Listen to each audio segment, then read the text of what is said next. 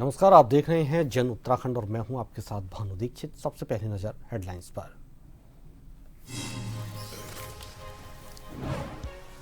शीतकालीन चारधाम यात्रा की शुरुआत। सीएम धामी ने ओंकारेश्वर मंदिर ऊखीमठ में की पूजा अर्चना। बोले यात्रा हो सुगम। कृषि औद्योगिक एवं पर्यटन विकास मेले में की शिरकत।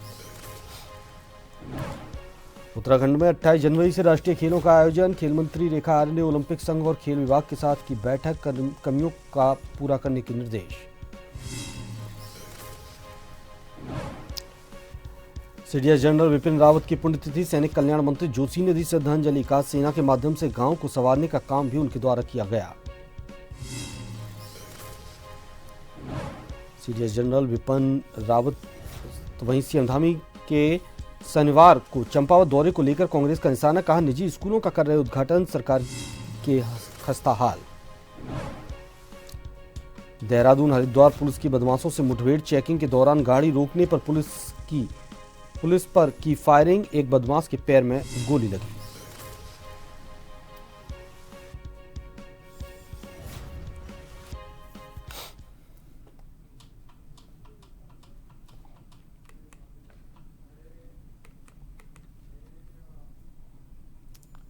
खबर है विस्तार से। उत्तराखंड में पूरे विधि विधान के साथ शीतकालीन चारधाम यात्रा की शुरुआत हो गई है। सीएम धामी ने बद्रीनाथ केदारनाथ मंदिर समिति के अध्यक्ष अजेंद्र बाबा केदारनाथ के शीतकालीन निवास ओंकारेश्वर मंदिर ऊखीमठ में शंखनाद करके शुरुआत की।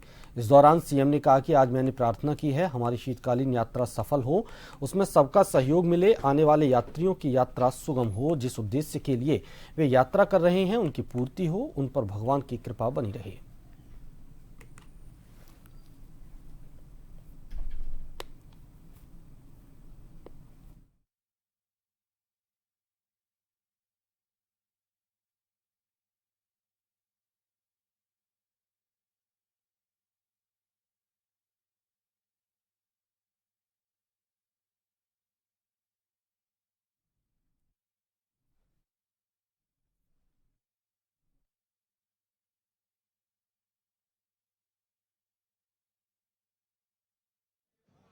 आज भगवान केदारेश्वर, ओंकारेश्वर और हमारे सभी पंच बद्री, पंच केदार सभी से प्रार्थना की है कि जो हमारा शीतकालीन यात्रा प्रारंभ हो रही है वो शीतकालीन यात्रा सफल हो, सबका उसमें सहयोग मिले, आने वाले हमारे सभी श्रद्धालु, तीर्थयात्री, पर्यटक उनकी यात्रा भी सुगम हो। जिस उद्देश्य के लिए वो यात्रा कर रहे हैं उनके उद्देश्य को प्राप्त हो, भगवान की उनको कृपा बने रहे। और उस निमित्त हम लगातार प्रयास कर रहे हैं कि शीतकालीन प्रवास के दृष्टि से हर सुविधा जो यहाँ हो सकती है वो हम करें, क्योंकि भगवान की बड़ी कृपा है। यहाँ पर जहाँ हमारा अखंड हिमालय है, हमारे ग्लेशियर हैं, वनों से आच्छादित है, पर्वतों से आच्छादित है, नदियों से आच्छादित है, और सूर्य भगवान की भी 12 महीने लगातार कृपा बनी रहती है। जहाँ आज अनेक स्थानों पर धुंध होती है, कोहरा होता है, लेकिन यहाँ पर पूरी तरह से सूर्य भगवान हम सबको जो है अपनी दृष्टि दे रहे हैं। तो मैं सभी से आह्वान करता हूँ कि आएँ उत्तराखंड और हमारे इन सभी क्षेत्रों को देखें। यहाँ प्रदेश सरकार की खेल मंत्री रेखा आर्या की अध्यक्षता में देहरादून स्थित राष्ट्रीय खेल सचिवालय में राष्ट्रीय खेलों के निमित्त उत्तरांचल ओलंपिक संघ और खेल विभाग के अधिकारियों संग बैठक आहूत की गई। वहीं बैठक में खेल मंत्री रेखा आर्या ने भारतीय ओलंपिक संघ द्वारा निर्धारित 32 कोर गेम्स और डेमोन्स्ट्रेशन गेम्स पर विभाग और ओलंपिक संघ सिलसिलेवार तरीके से विस्तृत चर्चा की। वहीं खेल मंत्री रेखा आर्या ने कहा कि खेल विभाग और उत्तरांचल ओलंपिक संघ के अधिकारियों के साथ संयुक्त बैठक कर भारतीय ओलंपिक संघ द्वारा निर्धारित कोर गेम्स के डीओसी ने निरीक्षण कर लिया है और कितने खेलों के डीओसी आने शेष रह गए हैं, इसकी जानकारी अधिकारियों से ली गई है।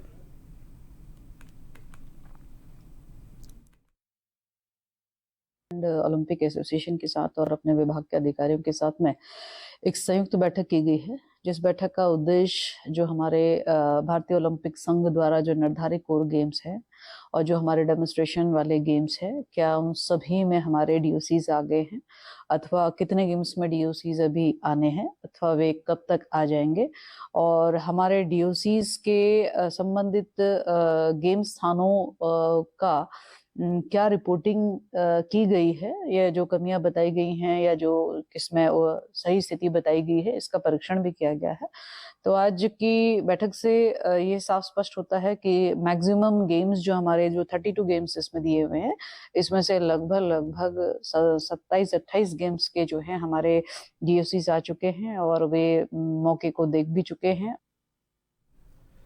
सैनिक कल्याण मंत्री गणेश जोशी ने देहरादून में 16 दिसंबर को विजय दिवस आयोजित होने वाले कार्यक्रमों की तैयारियों और रूपरेखा के संबंध में विभागीय अधिकारियों के साथ बैठक की। आपको बता दें कि ये बैठक सैनिक कल्याण निदेशालय के सभागार में आयोजित की गई, वहीं जिसमें मंत्री गणेश जोशी ने विभागीय अधिकारियों से कार्यक्रम की रूपरेखा के बारे में विस्तार से जानकारी ली। सैनिक मंत्री ने कहा कि अधिकारियों को 1971 के युद्ध में शहीद सैनिकों की वीरांगनाओं और आश्रितों को कार्यक्रम में उपस्थित होने के लिए आमंत्रित करने के लिए भी निर्देशित किया गया, और साथ ही उन्होंने बताया कि 16 दिसंबर को देहरादून स्थित गांधी पार्क में विजय दिवस के अवसर पर कार्यक्रम का आयोजन किया जाएगा, जिसमें प्रदेश के मुख्यमंत्री पुष्कर सिंह धामी भी प्रतिभाग करेंगे, और इसके साथ ही शहीद सैनिकों की वीरांगनाओं आश्रितों को सम्मानित भी किया जाएगा। दो सुझाव हैं। हम सब पूर्व सैनिक 1971 को विश्व का सबसे बड़ा सरेंडर हुआ था। लेफ्टिनेंट जनरल लियाजी ने 95,000 सैनिकों के साथ लेफ्टिनेंट जनरल जगजीत सिंह औरला, जो हमारी सेना का नेतृत्व कर रहे थे, आत्मसमर्पण किया था और बांग्लादेश बना था। इस बात का प्रतीक है कि हमारे भारत के सैनिकों ने, चाहे कारगिल का युद्ध हो, चाहे 71 वार हो, हर युद्ध में अपनी वीरता का परिचय दिया है। और हमने कल उसकी तैयारियों की बैठक की है। उस दिन हम 71 वार की जितनी वीरांगनाएं हैं, वीर माताएं हैं, हमारे वीर हैं, उनको हम सम्मानित करेंगे।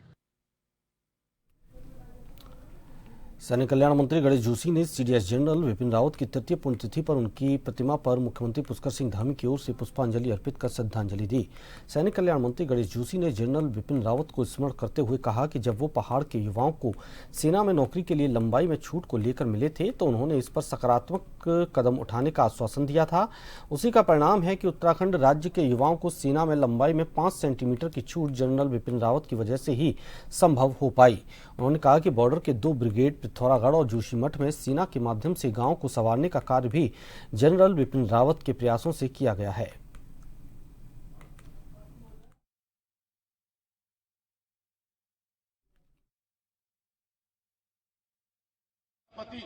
सीडीएस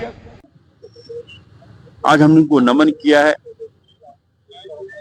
उनको श्रद्धांजलि अर्पित की है, क्योंकि मैं जब भी उनसे मिला वो उत्तराखंड की बात करते थे, उत्तराखंड के बारे में सोचते थे। आज हमारे नौजवानों को भर्ती में जो 5 सेंटीमीटर की छूट मिली है, उसका श्रेय किसी को जाता है तो जनरल विपिन रावत को जाता है। जब मैं आपके पास गया उस टाइम मैं विधायक हुआ करता था, आप चीफ और आप स्टाफ थे। मैंने कहा सर, हमारे यहाँ के जवान जो भर्ती होते हैं, हमारे यहाँ की हाइट कम होती है और 20 दिन के अंदर उसका जीओ कराकर आपने मुझे भेजा। मैं दिल की गहराइयों से उस महान शख्सियत को नमन करता हूं, प्रणाम करता हूं। कांग्रेस के पूर्व प्रांतीय उपाध्यक्ष भागीरथ भट्ट ने सरकार पर निशाना साधते हुए बीजेपी को प्राइवेट लिमिटेड कंपनी बताया। भट्ट ने शनिवार को मीडिया में दिए गए बयान में मुख्यमंत्री के शुक्रवार को हुए लोहाघाट दौरे को सरकारी धन की बर्बादी बताया। उन्होंने कहा कि मुख्यमंत्री एक प्राइवेट स्कूल का उद्घाटन कर प्राइवेट शिक्षा स्कूलों को बढ़ावा दे रहे हैं और प्रदेश में सरकारी स्कूल बदहाल पड़े हैं, विद्यालय के भवन जर्जर हो चुके हैं, शिक्षकों की भारी कमी से छात्र छात्राएं जूझ रही हैं। मुख्यमंत्री नौनिहालों का भविष्य बनाने की बात कर रहे हैं।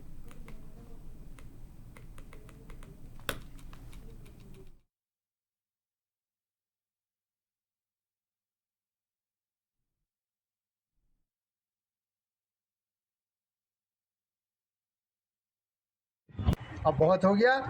अब हर क्षेत्र में जहाँ गलत होगा वहाँ हम विरोध करेंगे, हाँ जहाँ अच्छे काम होंगे हम स्वागत भी करेंगे। आइए हमारा इंजीनियरिंग कॉलेज की जिस दिन आप शिलान्यास के लिए आएंगे, कांग्रेस सबसे पहले स्वागत के लिए आएगी, लेकिन ड्रामेबाजी नहीं चलेगी। फालतू आप सरकारी पैसे से जो ये तमाशा कर रहे हो, ये अब कांग्रेस बर्दाश्त नहीं करेगी। हरिद्वार में ग्राम प्रधानों ने अपनी विभिन्न मांगों को लेकर मुख्य विकास अधिकारी आकांक्षा कुंडे को ज्ञापन सौंपा। जिला प्रधान संगठन के बैनर तले प्रधानों ने किसानों के खेतों में सिंचाई के लिए पाइपलाइन योजना में तेजी लाने और मनरेगा के तहत मजदूरी बढ़ाने की मांग की। ग्राम प्रधानों ने जिला विकास भवन रोशनाबाद में मुख्य विकास अधिकारी से मुलाकात की, तो वहीं उन्होंने मनरेगा के तहत मजदूरी 400 से ज्यादा करने और सिंचाई के लिए पाइपलाइन योजना को प्राथमिकता देने की मांग रखी। प्रधानों का कहना है कि इन समस्याओं से ग्रामीणों को भारी परेशानियों का सामना करना पड़ रहा है। सीडीओ आकांक्षा कुंडे ने प्रधानों की समस्याओं को ध्यानपूर्वक सुना और उनकी मांगों को जल्द पूरा करने का आश्वासन दिया।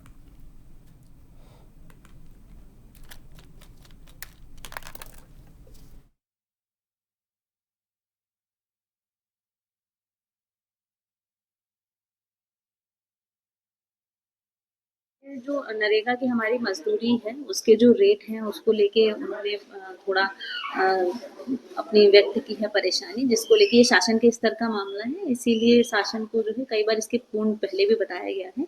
जो नरेगा की दर है वो हमारे यहाँ धरातल पे जो है उनको कम लग रही है, तो इसके लिए शासन को हम लोग कम्युनिकेट कर देंगे और जो नियमानुसार कार्रवाई होगी वो शासन स्तर से ही होनी है। उसके अलावा जल जीवन मिशन है जिसको लेके उन्होंने सड़क जो है खुदी हुई है, मरम्मत नहीं की गई है, कहीं पानी की लीकेज है, उन सभी को लेके उन्होंने परेशानियां अपनी बताई हैं। और आज हम लोगों ने मीटिंग भी रखी है जनप्रतिनिधियों के साथ और विभागों के साथ, और धीरे धीरे करके सभी समस्याओं का समाधान किया जा रहा है। पाइपलाइन की जो सूक्ष्म सिंचाई की सुविधा है वो किसानों को सीधा लाभ पहुंचाती है, तो वो गत वर्ष चल जा रही थी, तो पिछले साल वो बंद कर दी थी। मुख्य मांग तो हमारी वही थी।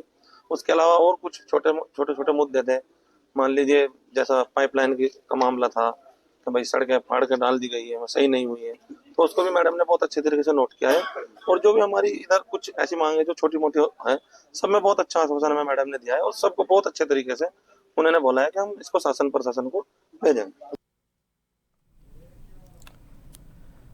लक्सर में युवक पर दिन दहाड़े फायरिंग करने वाले आरोपी को पुलिस ने गिरफ्तार किया है। बीती 6 अक्टूबर को आरोपी ने लक्सर बस स्टैंड के पास एक युवक पर जान से मारने की नीयत से फायरिंग की थी।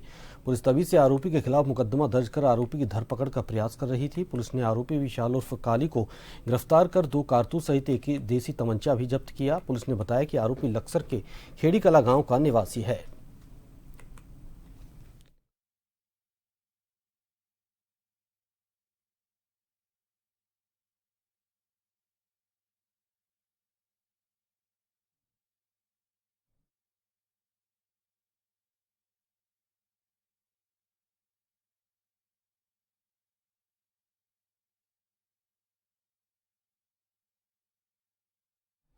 फिलहाल यहाँ रुकेंगे एक छोटे से ब्रेक के लिए।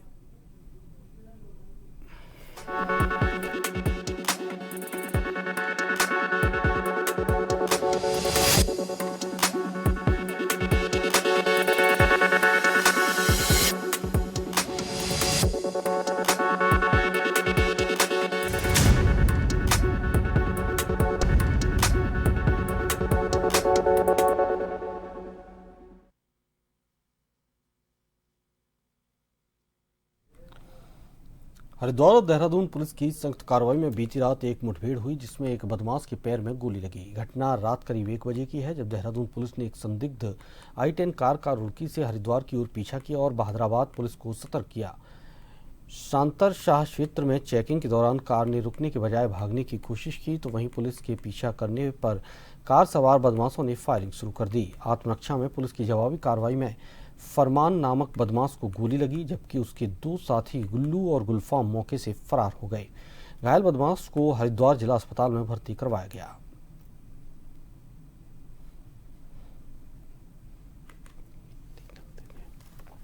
शाम को देर रात्रि करीब 1 बजे के आसपास रुड़की से हरिद्वार रास्ते में बहादुराबाद के पास में एक चेकिंग के दौरान, जिसमें देहरादून पुलिस भी कुछ अभियुक्तों का पीछा कर रही थी और उनके द्वारा संबंधित थाने को जब इस गाड़ी को रोकने के संबंध में बताया गया, तो बैरियर डाउन चेकिंग के दौरान एसओ बहादुराबाद और इनकी टीम और देहरादून की टीम की संयुक्त कार्रवाई में और इनको जब रोकने का प्रयास किया गया, इन्होंने वहां से भागने के लिए फायरिंग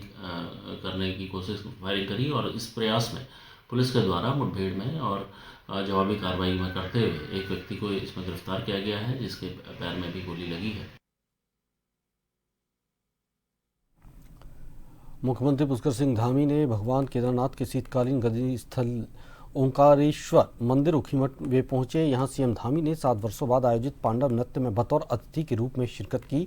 इस दौरान सीएम धामी ने कहा कि ऊखीमठ क्षेत्र आध्यात्मिक, धार्मिक, पौराणिक, सांस्कृतिक केंद्र बिंदु रहने के साथ ही उत्तराखंड राज्य आंदोलनकारी अशोक केशव की जन्मस्थली रही है। पंच केदार गद्दी स्थल होने के कारण ये धीरे धीरे वैदिक विवाह स्थल के रूप में विकसित हो रहा है। शनिवार को पांडव नृत्य कार्यक्रम में पहुंचे सीएम धामी ने कहा कि प्रदेश सरकार शीतकालीन यात्रा को बढ़ावा देने को लेकर धरातल पर कार्य कर रही है। तेजी के साथ शीतकालीन तीर्थ एवं पर्यटन स्थलों का प्रचार प्रसार किया जा रहा है। सरकार की मंशा है कि शीतकालीन यात्रा के दौरान यात्रा पर आने वाले तीर्थयात्रियों को बेहतर सुविधाएं देने के लिए प्रयास किए जाएंगे।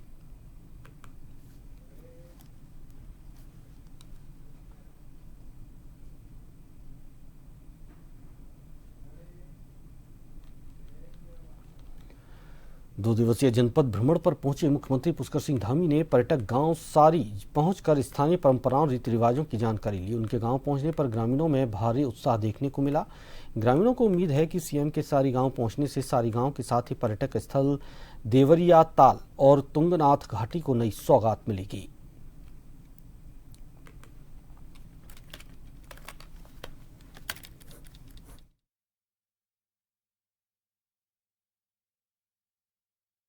आम आदमी पार्टी ने नैनीताल पंत पार्क पर नैनीताल की अनेक समस्याओं को लेकर धरना प्रदर्शन किया। आम आदमी पार्टी ने नैनीताल के आसपास सौंदर्यीकरण के नाम पर नैनीताल में गांधी मूर्ति को उस स्थान से हटाकर दूसरे स्थान पर स्थानांतरण करने को लेकर, पंडित गोविंद वल्लभ पंत की मूर्ति को उस स्थान से दूसरे स्थान पर लगाने को लेकर विरोध जताया। तो वहीं प्राइवेट स्कूलों में मनमानी फीस मांगने पर भी नाराजगी व्यक्त की और बिजली के बिलों की बढ़ोतरी पर आम आदमी पार्टी ने आग्रह किया। अगर बिजली के बिलों में बढ़ोतरी कम नहीं की गई तो विभाग का घेराव किया जाएगा।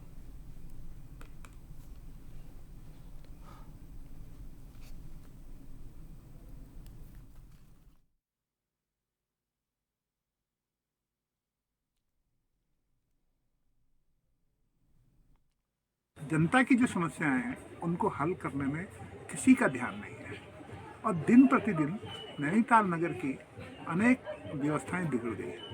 यातायात व्यवस्था देख लो, चाहे आप पार्किंग की व्यवस्था देख लो, चाहे आप पानी की व्यवस्था देख लो, चाहे सड़कों में गड्ढों की चीज़ें देख लो, तो जिस तरफ देखोगे आप उसका कोई हल नहीं है और दिन प्रतिदिन साल दर साल ये समस्याएं बढ़ती जा रही हैं और उसका जो खामियाजा है वो नगर की जनता को भुगतना पड़ रहा है, क्योंकि वो डेली जो है सड़क पे आते हैं, डेली अपने ऑफिस को जाते हैं, डेली अपने स्कूलों को जाते हैं, अपना काम करते हैं, रोजी रोटी चलाते हैं, तो वो सबसे ज़्यादा तो उनको समस्या झेलनी पड़ती है। लालकुआ के बिंदु खत्ता क्षेत्र को राजस्व ग्राम घोषित किए जाने की मांग को लेकर प्रगतिशील किसान समिति ने सीएम के नाम तहसील में ज्ञापन सौंपा। कार्यकारी अध्यक्ष उमेश चंद्र भट्ट ने कहा कि बिंदु खत्ता के लगभग 80,000 की आबादी जो वर्षों से सरकार की जनकल्याणकारी योजनाओं से वंचित है, लंबे समय से वन अधिकार अधिनियम के तहत राजस्व ग्राम घोषित होने की प्रतीक्षा कर रही है। समिति ने आवेदन प्रस्तुत किए, जिसकी रिपोर्ट भी जिलाधिकारी ने शासन को प्रेषित कर दी है।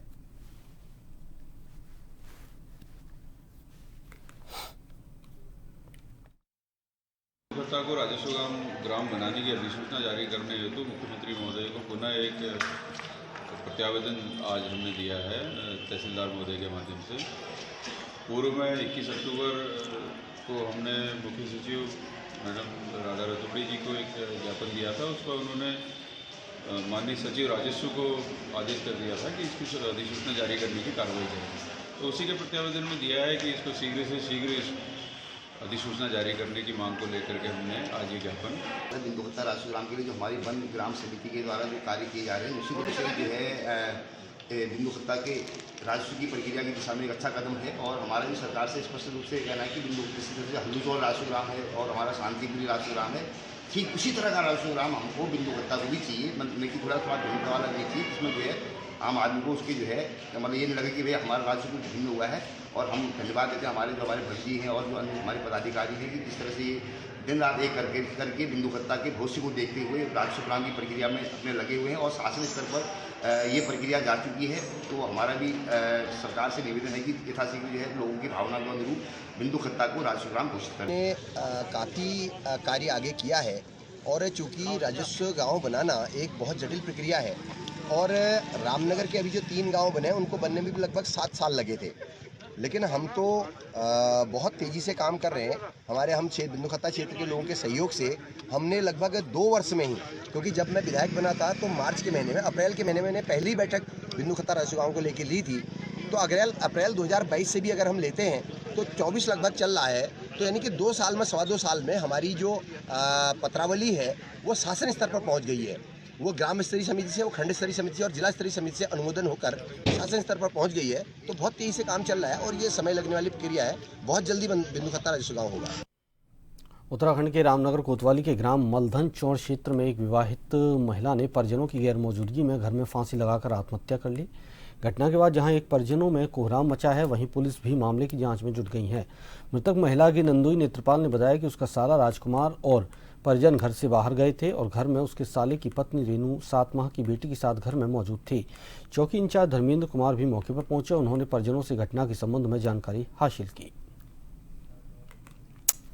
उनके पति तो कपड़े की दुकान है उनकी, वो तो दुकान पर चले जाते हैं। सास ससुर थे घर में और लड़की थी इनकी छोटी, वो खेत में काम कर रहे थे और उन्होंने देखा बाद में घर आके सास ने, तो वो बहू लटकी पड़ी थी उसमें दुपट्टा बांध कर कुंडे में। हाँ, फिर उस लड़की का नाम सर रेनू देवी, पति का राजकुमार। कहाँ रहती है? मालदन चौड़, नई बस्ती, ढेलावराज फार्म में। अच्छा, फिर क्या हुआ? फिर पति उति को बुलाया, फोन करा, फिर उन्होंने निकाला ऊपर से कुंडे में से। इसी के साथ इस बुलेटिन में फिलहाल इतना ही। नमस्कार।